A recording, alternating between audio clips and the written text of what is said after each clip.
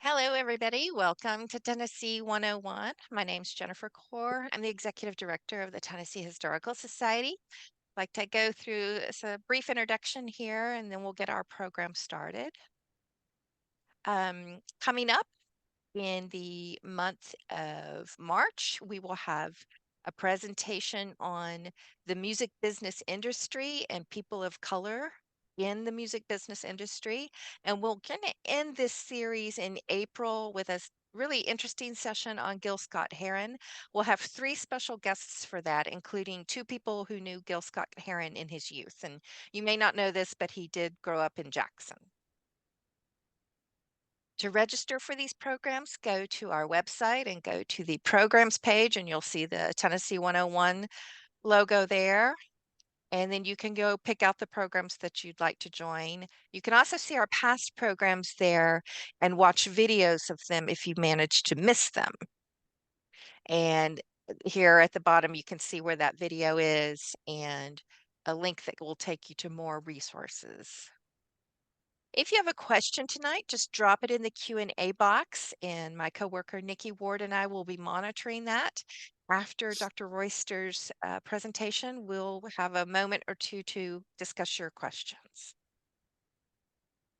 Do take a moment to follow us on social media. We update that frequently with our programming, and there are all of our handles on Facebook, Instagram, and X, formerly known as Twitter.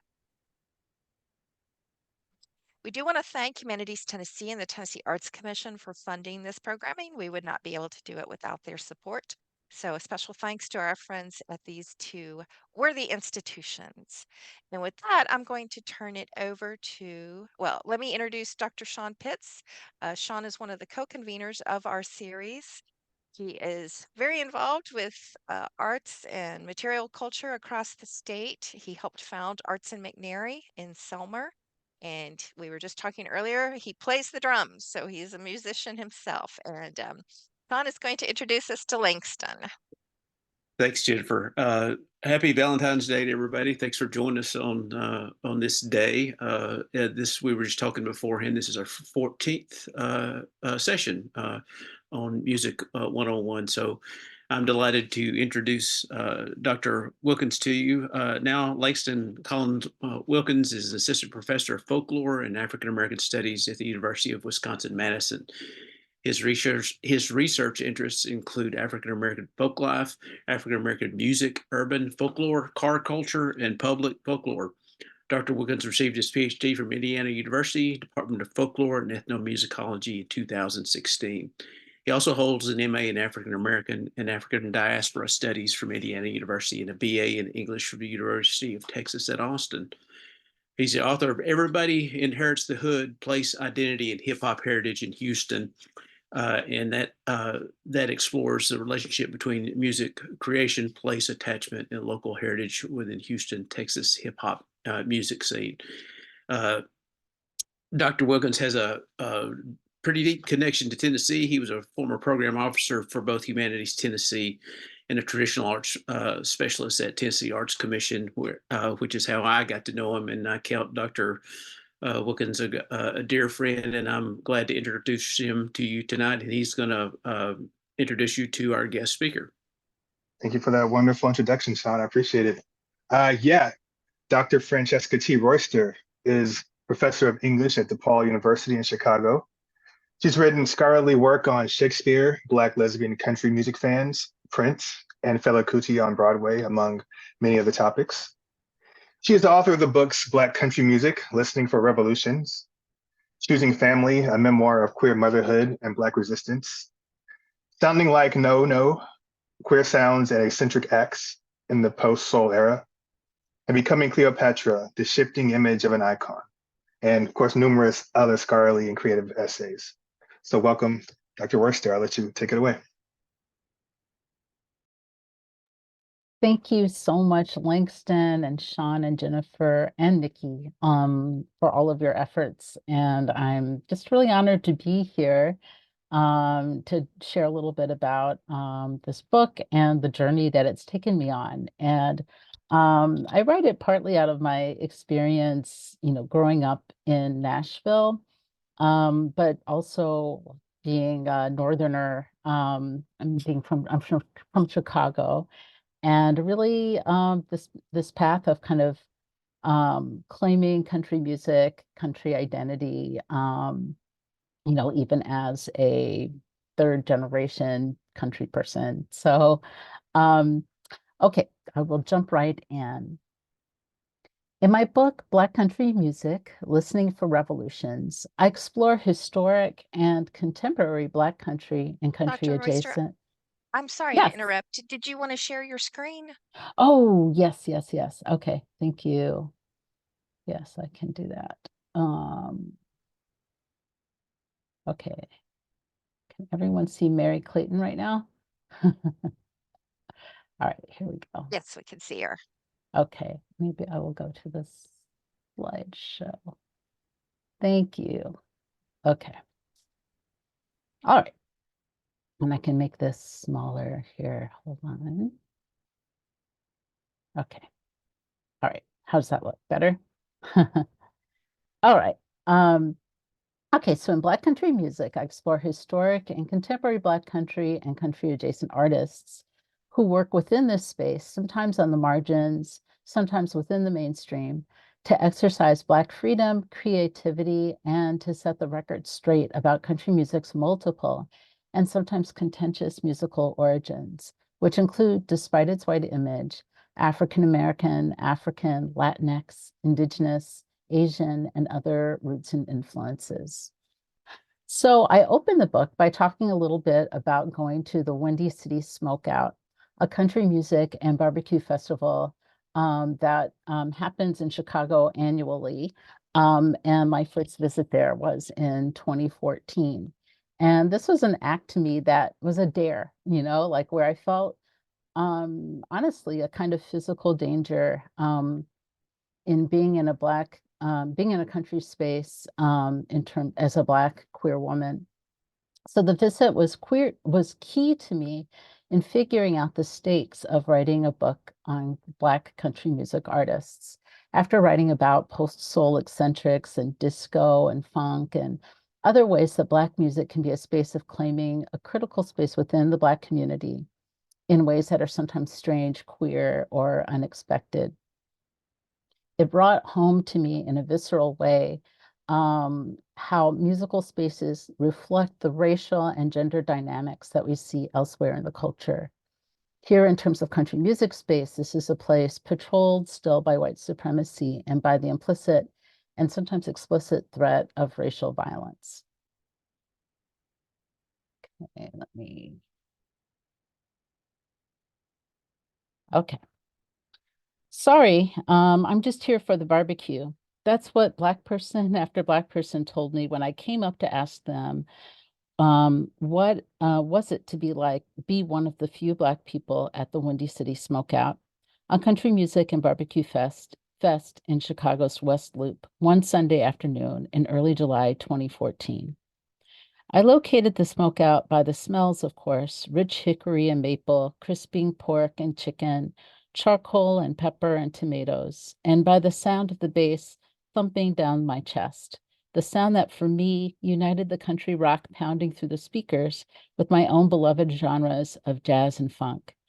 Yet, as I got closer and recognized the tune, Lynyrd Skynyrd's 1974 anthem, Sweet Home Alabama, my heart gave a lurch. That song has been part of the contentious conversation about the South's legacy of racism and the role of music in perpetuating that racism. A defensive clapback to Neil Young's critique of Southern slavery and its aftermath in his 1970 song, Southern Man. Hearing it here reminded me of all the reasons I felt wary as a Black woman entering this country space. To my ears, Sweet Home Alabama signifies the acceptance of white supremacist violence in the mainstream. The song shimmies up close to the minstrel tradition in its nostalgic evocation of sweet songs about the Southland, and that line, I miss Alabama once again, gives me Al Jolson flashbacks. Sweet Home name checks Birmingham, Birmingham's George Segregation Now, Segregation Forever Wallace, and Leonard Skinner had performed the song on stage in front of a Confederate flag. For the African-American vocalist Mary Clayton, who recorded background vocals for the song, Sweet Home Alabama evoked painful memories of racial violence, of the 1963 Birmingham church bombings that killed 4 little Black girls, and of Governor Wallace's segregation showdown at the University of Alabama, where he famously blocked the schoolhouse door to prohibit 2 Black students, Vivian J. Malone and James A. Hood, from entering. In a 2013 interview, Clayton says that she and her African-American singing partner, Clyde King, first refused to sing on the recording, but they rethought their performances as a kind of a protest. She says, "We couldn't stand on the front lines, but we could certainly sing Sweet Home Alabama with our heart and soul." And you can hear that protest in their vocals, in the righteous passion of their full-throated gospel timbre, and the controlled fury in their vibrato. In contrast with Ronnie Van Zant's laid-back, good old boy delivery, Clayton's and King's cries provide a powerful counterpoint and create a sense of the layers of Alabama experience in the song. As I scan the smokehouse crowd for Black and brown faces, Clayton and King's righteous Alabama in my ears, I thought both of the contentious history that surrounds country music and of the power to reclaim and transform it. The questions I wanted to ask the scattered Black people that I saw, why do you like country music? Why are you here? Were ones that I was also reflecting on for myself. Since I decided to lean into country music and to write a book about it, I was growing to love Black and brown country music's ability to capture difficult and complex stories in their lyrics and sounds, sometimes by hiding in plain sight. I found myself drawn to resourceful stories of making do and sometimes failing, like the Black and brown sounds of country and soul crooner Freddie Fender's Before the Next Teardrop Falls. I found something familiar in the gritty texture of experience in the voices of my favorites, like Tina Turner's cover of Help Me Make It Through the Night in Tina Turns the Country On, and Linda Martell's Hurts So Good yodel on Bad Case of the Blues. I love the stories of family survival and loss that I hear in the Carolina Chocolate Drops Leaving Eden, and in Valerie June's crackle-voiced, contrary, slowed-down waltz in Tennessee Time. I hear a reclamation of country speed and somatic experience in the face of Northern migration. This was country music that you wouldn't necessarily hear on stage at the Grand Ole Opry or on country music television, although now lately you can.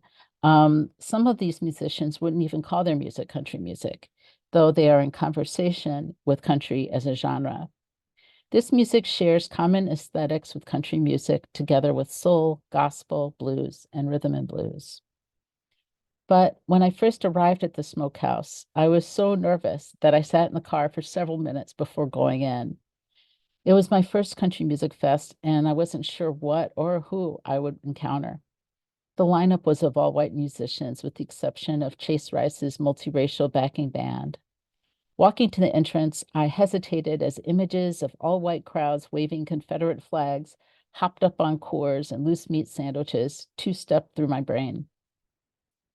The Black security guard, a young man about the age of one of my college students, took my ticket and gave me a curious look, then averted his eyes, a smile playing on his lips. He and the other guard, also Black, snickered and shook their heads as I passed. And suddenly I was back in the 7th grade, awkwardly attempting the dance of the moment, the spank, at the end of the year dance. The line of boys along the wall assessing my rhythm and not quite funky hips. Already I felt the old shame of not being quite Black enough, the old ear-burning feeling of being watched and measured by men, one of the first feelings that I had in my body that told me that I was queer. The crowd near the main stage was mostly white and mostly young, in couples and in small groups. They wore a mixture of styles, though cowboy boots were worn by many folks in spite of the heat. I saw a sprinkling of Black spectators and I felt some relief, but each person that I approached was polite but firm. "Sorry, I can't help you. I don't really like country music." the relaxed Black woman sitting alone at a picnic bench told me, giving me a warm smile. She was dressed in a white skirt and blouse and strappy sandals with medium heels. Perhaps she had come over from church. She watched the crowd over her sunglasses and ate her chicken wings. Sorry, I don't know a thing about country music, said the muscular Black man with a carefully shaved goatee. He was with an older, beefy white man in a golf shirt who glared at me as if I were picking a fight. Was it possible that everyone was just tolerating the music to get at the food? A small, albeit tasty selection of barbecue vendors from around the city? It's true that as I pulled up to the fest, I saw a group of 3 African-American men leaving the site with comically huge bags of barbecue, but they carried themselves with the weary, satisfied air of folks just getting off of work. Maybe they were part of the preparation crew for the festival, getting things ready for the crowd. They rolled down the windows of their gray, beaten-up Honda, blasting hip-hop as they left. Since Chicago is a place where you can easily find cheap, delicious barbecue in many neighborhoods in the city, and the admission to the festival was $40 a pop, I find it difficult to believe that the people that I talked to would only come for the food. Maybe I was interrupting their groove.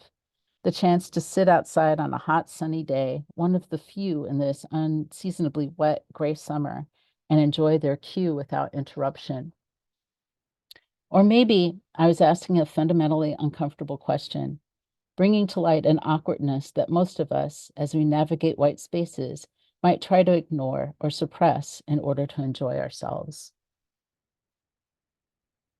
Country music rests on a history of sorrow, the blood at the root of the racial segregation that has shaped our lives, our art, our communities. 10 years after I started writing this book, the picture looks and feels different. Sometimes, Black country artist Darius Rucker and emerging Black feminist and queer country icon Tanner Adele headlined the Windy City Smokeout this past year. Artists who were emerging when I finished the book, like Valerie June or Amethyst Kia or Allison Russell or Mickey Guyton, are now stars on the rise. Oops, I forgot Tina. Okay.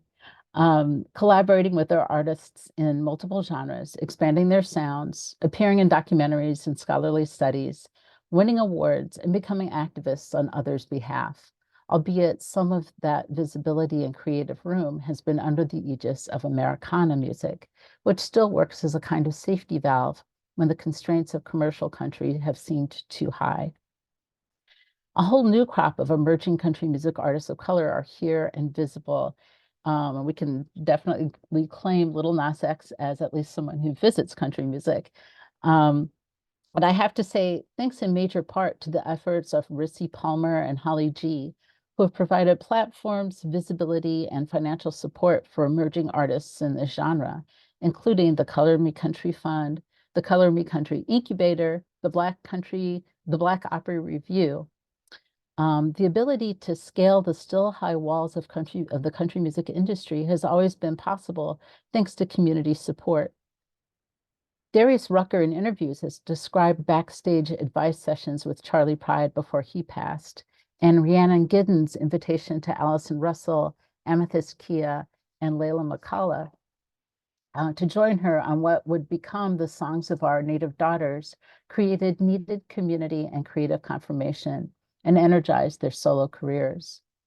Gatherings like those run by the Black Country Music Association, created by Cleve Francis and Frankie Staten in the 1990s, or contemporary ones like Holly G's Black Opera House at the Americana Fest, the Country Soul Songbook Summit, created by Candia Thomas to help build community during the pandemic, Andrea K. Brown's Folk All Y'all project in Memphis, which started out of her living room, Dr. Dina Jennings' Afro-Lachian On-Time Music Gathering, or The Thing, a Black artists retreat in Orange, Virginia, Hannah Marie's Black Banjo Reclamation Project in Oakland, and Karen Pittleman's multiracial Gay Old Opry Festival gatherings in Brooklyn, have fed and nurtured artists and brought them together to create conversations about the stresses and joys of their experiences making music in this genre of country and beyond it. This sea change seems to work hand in hand with the reclaiming of the Black rural experience too, And so I'm thinking about, on my own social media feed, The Black Forager, Outdoor Afro, Camille Dunke's book Soil, the brilliant Afro-Latin poetry and music of Charlotte Amons, together with her activism on Black farmers and food equity by her twin sister, Charlotte Amons. Renewed public interest and research on Black rodeos, ranches, Black cowboy and girl communities like the Compton Cowboys, and the online communities like Real Black Cowgirls and the Yeehaw Agenda, all of which claim country music as its soundtrack, mixing freely with trap and other forms of hip hop and blues. But despite the powerful work of interrupting the whitewashing of country music spaces by musicians, filmmakers, podcasters, scholars, journalists, and activists, country music's reckoning with Black contributions and roots has yet to be reckoned with fully. And still, country can feel like a space where the flag of white supremacy feels firmly and forbiddenly planted. And here I'm thinking of Jason Aldean and Morgan Wallen, of course, as well as their very vocal fans. Jada Watson Dollars and Jan Dimes' new research on the limits of back-to-back airplay for country format radio for women, LGBTIA folks, and folks of color have reported that women's songs were played back-to-back 0.5% as opposed to the 65.1% of men. The average back-to-back plays for artists of color at 0.4% and LGBTQ artists at less than 1% are even more bleak. And no transgender or non-binary artists for this study were played at all. My country neighborhood bar here in Chicago, Carol's Pub, is still unwelcoming to me as a Black queer woman, despite being smack in the middle of an African-American, Latinx, South Asian, and white ethnic neighborhood, one of Chicago's most diverse. It's banked by multi-ethnic restaurants and a playground where my daughter Cece once played. And it's also on the cusp of one of Chicago's biggest gay communities. And I do see that Carol's features a country and Western drag brunch for Pride during Pride Month. Yet it still feels forbidding to me. I can't yet get over my memory of my first visit there to use the restroom one summer Saturday evening, and the feeling of surveillance, the crawling all over me eyes that I felt from the people sitting at the bar. The bar has recently come under new management, and there are now windows that open to the sunshine and conversations of passersby, and the folks who sit by those windows are younger and hipper. So my partner Annie and I went there to test the waters. But the bartender couldn't get us out fast enough, packaging up the takeout that we ordered and thrusting it across the bar, not meeting our eyes. This bar's resolute whiteness feels to me like a country music problem, a Chicago problem, and a US problem.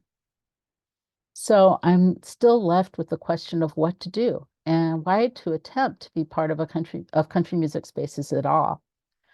White country artist Maren Morris recently declared that she was leaving country music. I'm done filling a cup with a hole in the bottom, she sings in her song, The Tree. Maybe like her heroine in her video for The Tree, the answer is to let country music crumble at its rotten roots. Why make country music or care about it as a fan or as a scholar? For me, continuing to do work about this topic is to set the historic record straight and to honor the artists who have made beautiful music despite being embattled. I write about Black country music in order to honor that work and to recognize that country music's problem reflects our nation's problem with white supremacy, and I can resist it, but I can't quit it. There's also part of me, the contrary part of me, that's used to make earrings out of my mother's maxed out credit cards, and who feels propelled to study questions that make me and other people uncomfortable, whose answers I don't know. That part of me continues to write about Black country music because I can. It's a claim to imaginative freedom. And here I think about the wildly renegade Black country music of Delilah Black, one of my favorite artists, Doré the Shaman, and white artists and authors who've been crossing the line to make music, to write about subjectivities that are not their home selves all along. I think as a Black scholar and writer, it's important to question and push those rules, to go where you're not expected and perhaps not wanted, to learn about them deeply and to turn them inside out whenever you can. I'm inspired by Black country artists like Darius Rucker and Mickey Guyton, who use their social media platforms to speak about the death of George Floyd in 2016, even while losing their fans, some of their fans, and becoming targets of white hostility. I take as my inspiration the Love Rising concert in Nashville, which took place last year in March, a collaboration of progressive artists working across lines of identity to raise money in support of queer youth, despite Tennessee's recent bans on trans-informed healthcare. The collaboration was co-organized by African-American country and folk artist Allison Russell, together with Jason Isbell, and which featured performances by Brittany Howard and Joy Aladokan, together with Casey Musgraves, Maren Morris, Sheryl Crow, and others. I'm inspired by Black country artists who put themselves and their careers on the line to sign an April 19th, 2023 letter in support of better gun control laws, including Russell, Brittany Howard, Brittany Spencer, Mickey Guyton, and Miko Marks. And I am inspired, whoops, yes, okay. I'm inspired by Black binary artist Shamir's collaboration with white lesbian country music artist Shelby Fairchild to cover Loretta Lynn's song Fist City, and the spirit of a shared fight that I see in it. And in this film, I just wanted to show a little bit of it if the technology is working for me. I think that there's a way that both Fairchild and Shamir are trying to shake up nostalgia about country music. In particular, because this song came out right after Loretta Lynn's death, to kind of think about ways that sometimes artists' lives are held up to represent values that they themselves might not agree with, and to kind of think about the radical elements and progressive elements of Loretta Lynn's music. So here's a little bit from Fairchild and Shamir's Fifth City.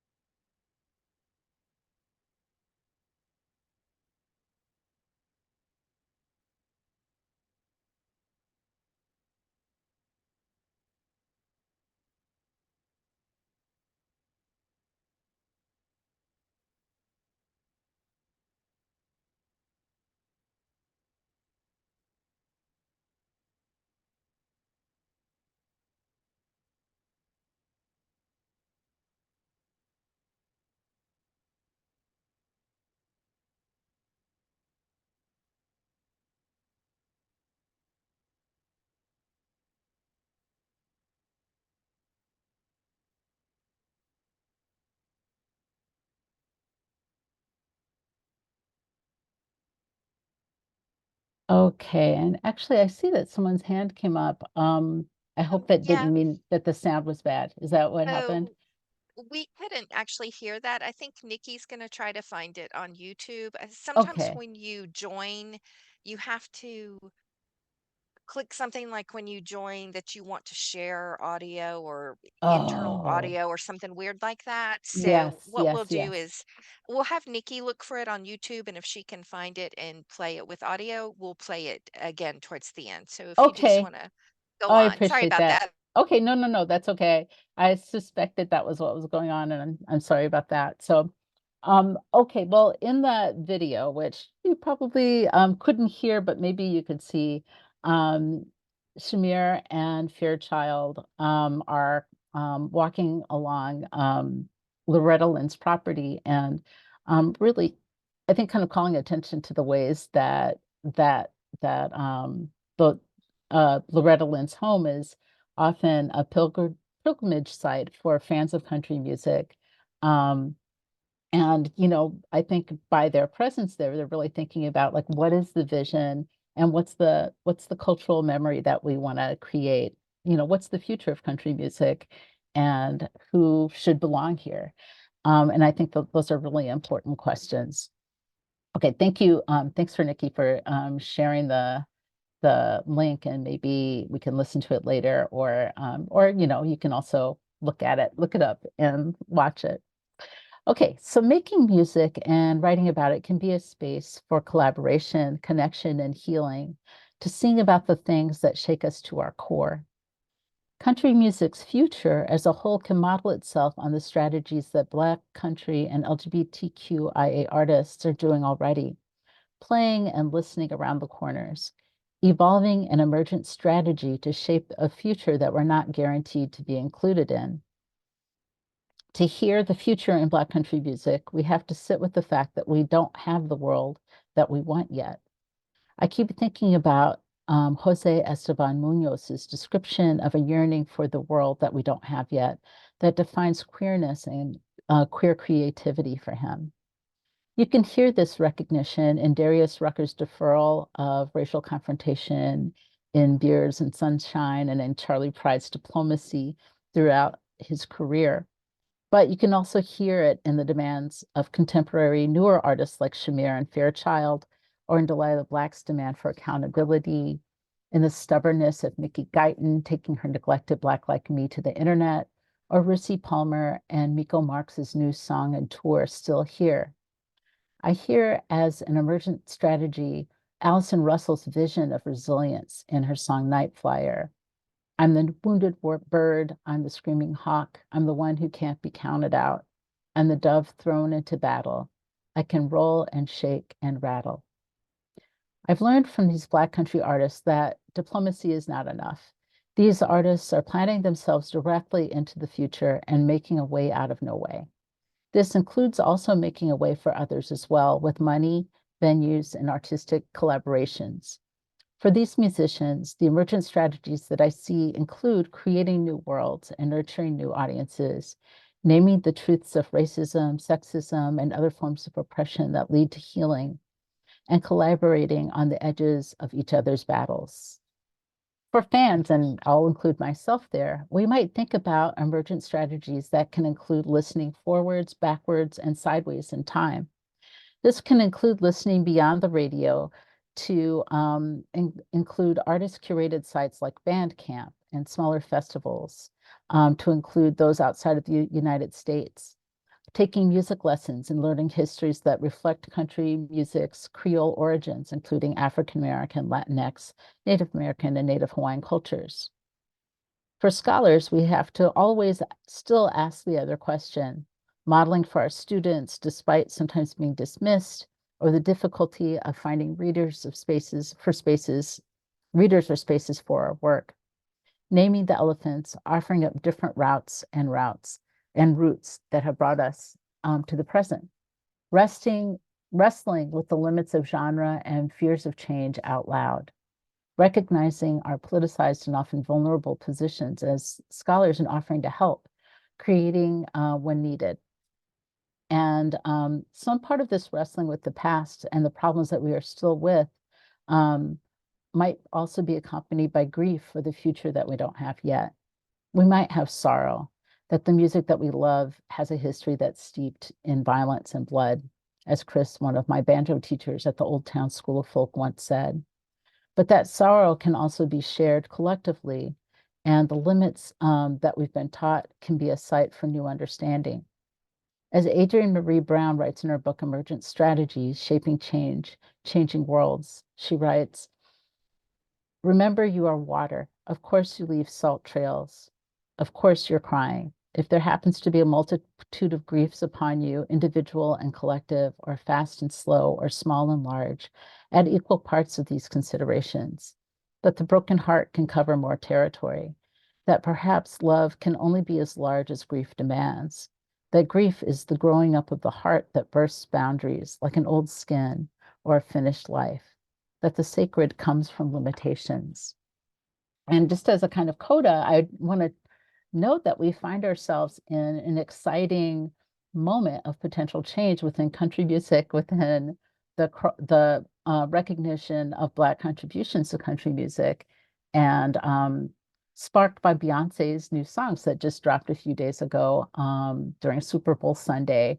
I didn't watch the Super Bowl, but I woke up the next morning and all my friends had sent me texts of Texas Hold'em and 16 Carriages and stories about them. And I thought, what happened while I was asleep? And then, I saw the commercial and the implications of all of these things that might be happening with these songs just being the beginning. So super excited about Texas Hold'em, which is in some ways kind of like a Carpe Diem song, let's get to the dance floor in the face of sorrow.